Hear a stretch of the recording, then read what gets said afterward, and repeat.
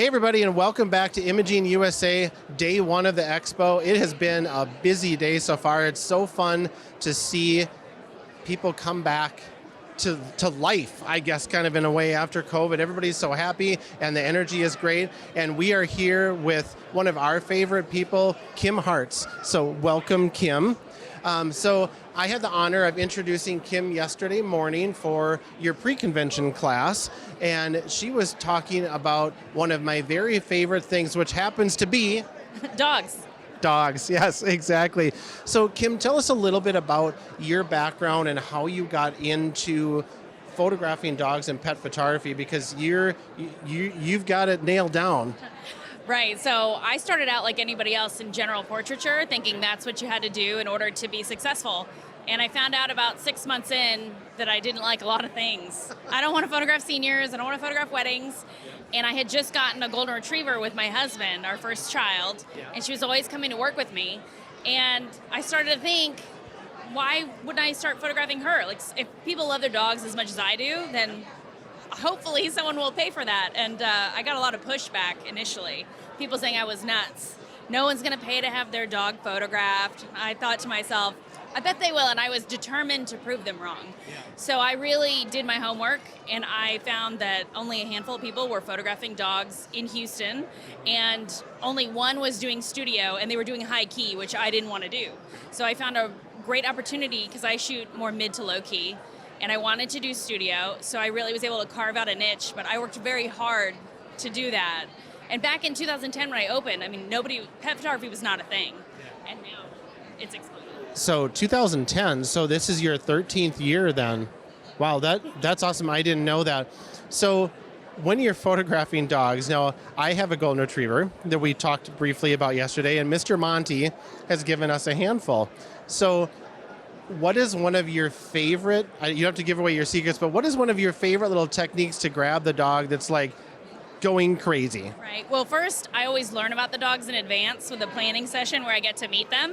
So if I were to photograph Monty, I would have you come to my studio and I would get to learn about him. What does he best respond to? What does he like, dislike? So that when we go to the session, I know what's going to work on him and what doesn't. But I have a lot of noises I use. I have animal calls that work. I bark a lot myself. You just kind of got to go with what works. So, but I definitely do my homework. And that is probably very beneficial because it's not the first time that the dog's coming in and having all the new sniffs. Exactly, yeah, it cuts down on the anxiety. It's also a great time to get the client invested so that they are really excited for the shoot. But meeting the dog is super helpful to planning the session. So do you have a particular dog over the years that you remember, you're like, oh my gosh, this was so amazing to photograph this particular dog?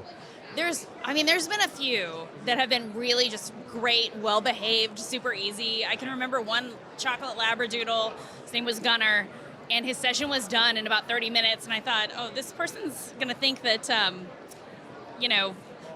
this is way too short. Yeah. But he was so good, and I just told her, I said, look, I got it all, there's no point in shooting, and he was so good. And I had a border collie named Gilly who was amazing as well. But I've had a lot over the years. Most of the dogs don't have that much obedience, but they're all fun and different. And I think it's awesome that you, without having any knowledge, I was going to ask that question, you knew the two and you knew the names. That truly proves that you love what you do.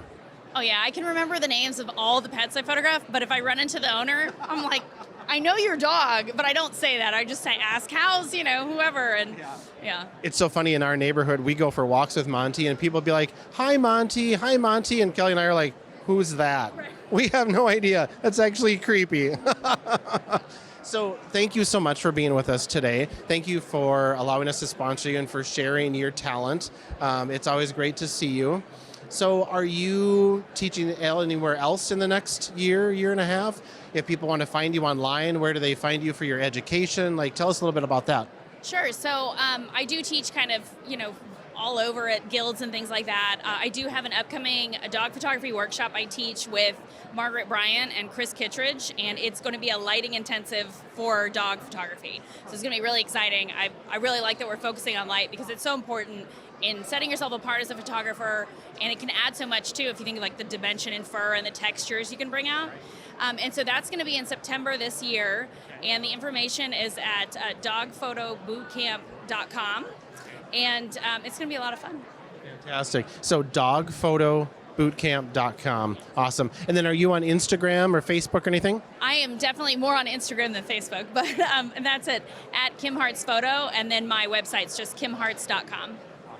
Thank you so much. We really appreciate you. And thank you for joining us so far. We'll be back with you soon.